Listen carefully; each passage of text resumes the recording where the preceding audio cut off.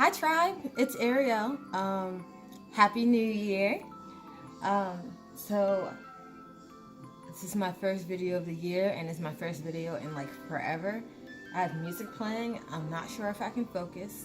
I'm really like not even 100% sure I can focus on anything right now. So let us talk about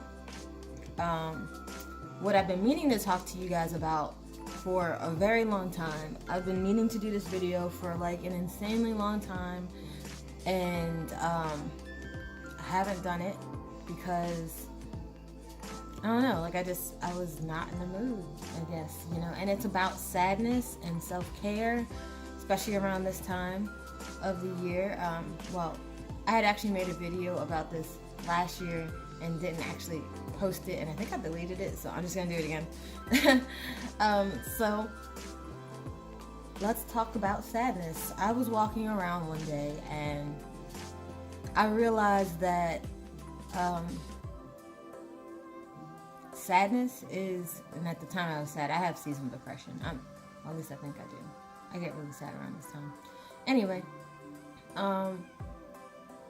so I was thinking about sadness and how difficult it is for me to get up and do anything whatsoever at all when I'm sad. Like if I'm sad, I don't even want to move. I don't want to eat. I don't want to walk around. I don't want to think. I just want to lay there and sulk in darkness. And it made me realize how many people out there are consistently going through being sad. They're consistently having sadness in their life.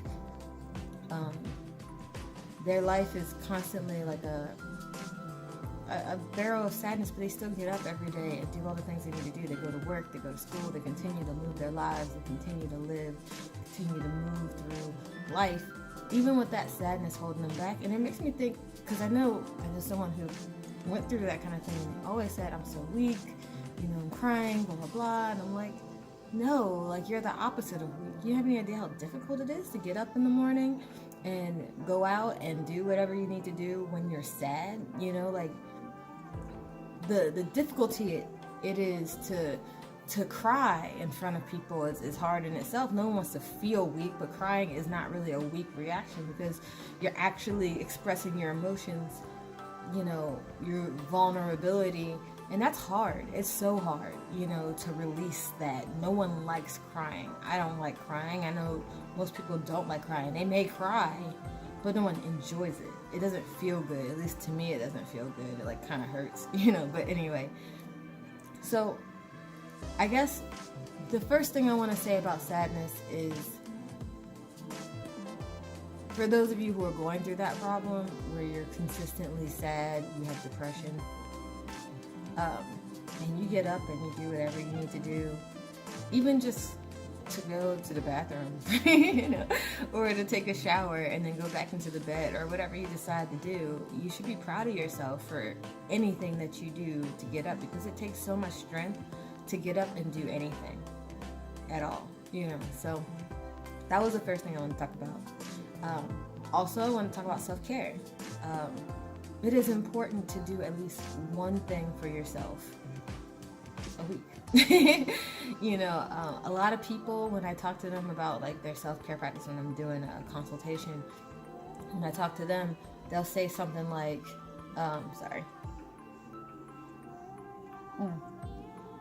they'll say something like, I wash my hair.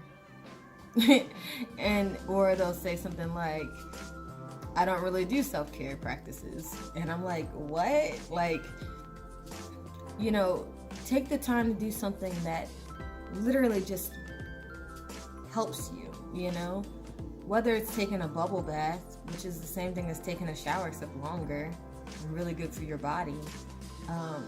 Even though you could take a shower, or you could like drop some essential oils in your shower so that the smell comes up, and then that's self-care right there, you know. Or you could spend money and, you know, do an expensive self-care method, you know, like getting your hair done or getting your nails done, which is fine. There's nothing wrong with that. But for those people who don't have any money, and you don't know how to do self-care, go outside and go for a walk and commune with nature. That is so good for your spirit, you know. I'm just thinking of other things off the top of my head, there is so much stuff that you can do for self-care, and I think it's important to take your time in your day to provide yourself with that kind of mental relaxation or clarity. Another form of self-care that people don't realize, don't think about, because it's not just self-pampering, and that's not the only thing you need to do, but taking the time to work through your issues. That is not a fun form of self-care, but it's okay to take the time to think about things and really work them out, and recognize that, because most times the end result, the real end result, is that those things that worry you don't need to worry. Life isn't a bundle of worries, even though that's what your ego is telling you. Life is a bundle of worries, but really life isn't a bundle of worries. In the end, most people get out of the issues that they have unless they put themselves back into a hole. So like remembering to have faith is a form of self-care. And it doesn't have to be faith in God if you don't believe in God or anything like that. It could be faith in anything, really. You can have faith in anything that you really need to have faith in, whether it's nature or the universe or some unknown force. The force could be it. You could, just have faith in yourself. Like having faith in yourself, knowing that you can get things done. Whatever you need to do, it's okay to put yourself in that space where the faith is yours. Today I'm feeling very earthy. I actually do have a lot of Capricorn in my chart, so I'm guessing that's what that is. I'm like half fire and half earth, so because the Capricorn moon is coming up, I'm thinking maybe that might be some reason why I'm feeling very earthy and in tune with all the plants that I have around me. So anyway, oh, I'm old. Okay, anyway, so I just wanted to talk about taking care of yourself and grounding yourself, because it's so important in your daily life to just take the time to love yourself and love the people around you. And in order for you to do that, you have to take care of yourself first. What else was I thinking? Oh, and some ways to do that. I mean, we already talked about some ways, but some plants that are really good for bubble baths are calendula and comfrey. They are great for your skin and wound healing, and your skin is the first front for everything, so it's great to go ahead and put that in a bubble bath.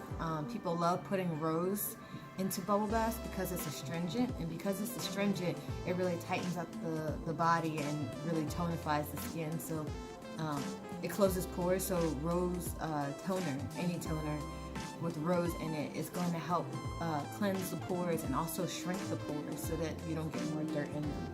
That's really good for winter months. Moisturize.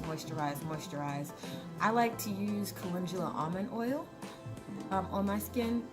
I don't actually put lotion on as much as I probably should, but I had read recently about hot oil treatment for your skin.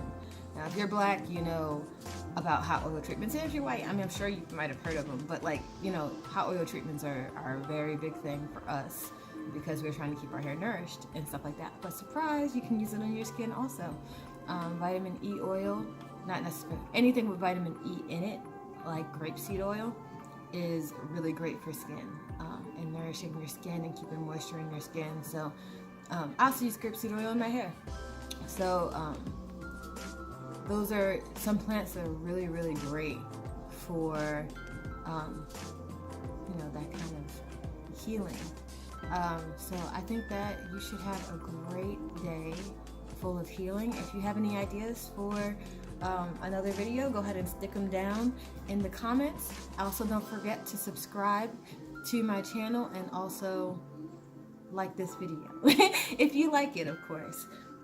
And I want you to remember that you are amazing and you are a blessing to the world, and no one should ever tell you differently.